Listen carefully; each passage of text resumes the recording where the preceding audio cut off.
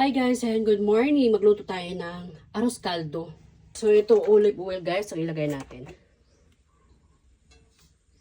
Ayan. Dahil madali lang uminit tong kawali natin guys. Ilagay natin yung pang ito. Mga rekado. Una natin yung luya. So lutuin na natin yung luya ng konti. Ayan, para medyo masarap ang ating pagkain. Sunod natin yung bawang. Mix ko lang siya guys.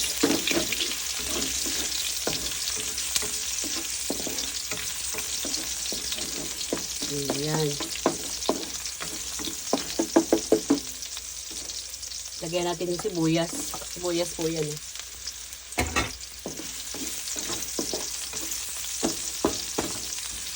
So, ang ginawa ko sa sibuyas, guys, saka bawang. Yung bawang, chop. Yung sibuyas, inano ko siya. Slice lang. So, konti lang yung nilagay ko, guys.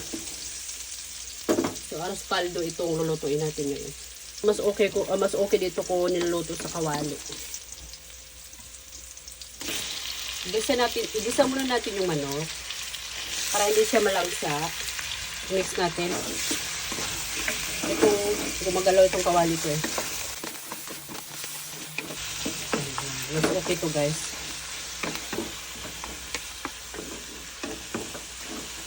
Kuha lang ako ng pagsahog. Yan. Ako guys, gusto ko talaga malasa pagdating sa arroz caldo. So gusto ko dalawahin kasi lalagyan na pa ng tubig yan eh. Bibigyan na lang ako makapagluto sa bahay guys kasi lalo na kapag may klase yung mga bata. So hapon na kami muuwi. Yan. Lagyan natin ngayon ng paminta. Yung paminta, black pepper, durog siya. Yung pino para hindi malalasahan ng mga anak ko. Kasi, ganito guys Kasi, minsan kapag may paminta, nagreklamo sila. Ayaw nila yung medyo malalaki. So, mas masarap sa arroz caldo na durog yung paminta.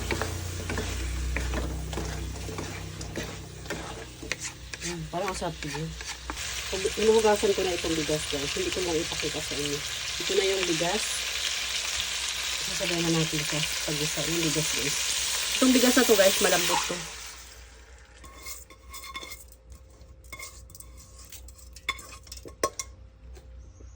Yan. Lagyan natin ng konti. Ayan yung bigas. So, kulang pa ito ng tubig, guys. Lalagyan ko pa lang siya ulit. Saglit lang. Yan, lagyan natin ulit ng tubig. So, mamaya, pagka medyo tuyo siya, dagdagan na lang natin ulit. Ayan. So, arroz caldo ito, guys.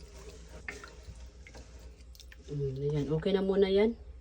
So, hintayin na lang natin siyang kumulo hanggang sa lumambot yung mga bigas. Takpan muna natin guys. Ayan. Ayan. So, hayaan muna natin siyang kumulo. Nang kumulo hanggang sa maluto.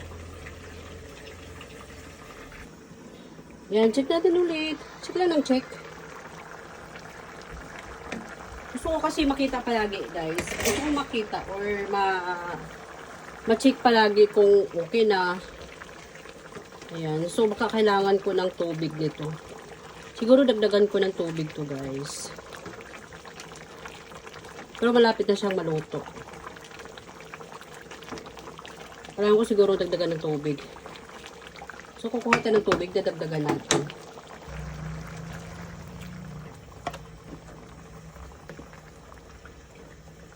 Para hindi siya tuyo.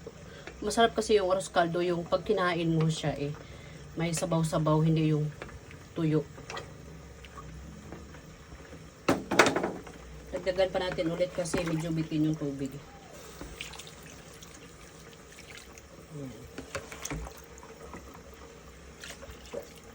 So, dagdagan ko pa. Kasi matagal matagal pang lutuan yan. Gusto ko malambot na malambot yung arroz caldo pag kinakain. Tsaka maraming sabaw.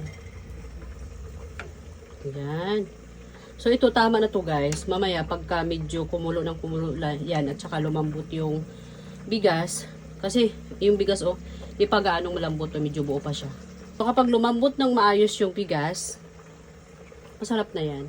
So mamaya titimplahan natin. O pwede na ngayon. Check nga natin kung okay na yung lasa. Tingnan natin. Medyo kulang siya sa rekado. Tapos kunting asin. Ayan. Kunting asin. Tapos i-mix natin.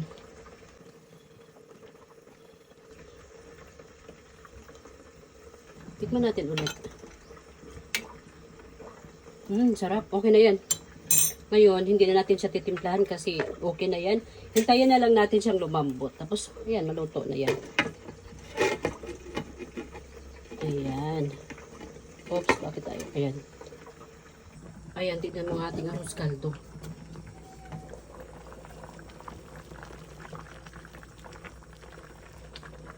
So, medyo pahinaan ko lang ng apoy.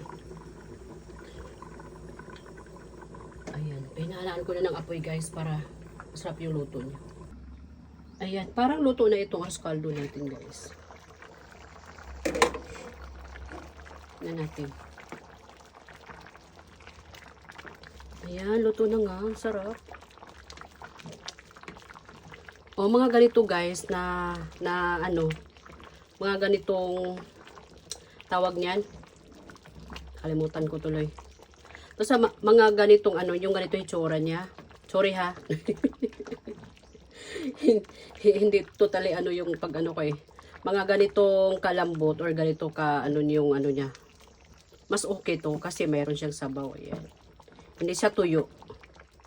So, ito guys, okay na ito. Ayan. So, okay na yan guys. Luto na. Takpan natin ulit. Tapos, i-off natin yung gasol.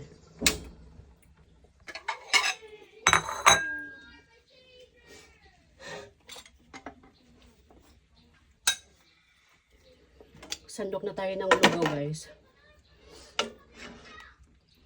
Ayan. Sarap po. Ayan. So, diba tama lang siya? Hindi siya masyadong tuyo.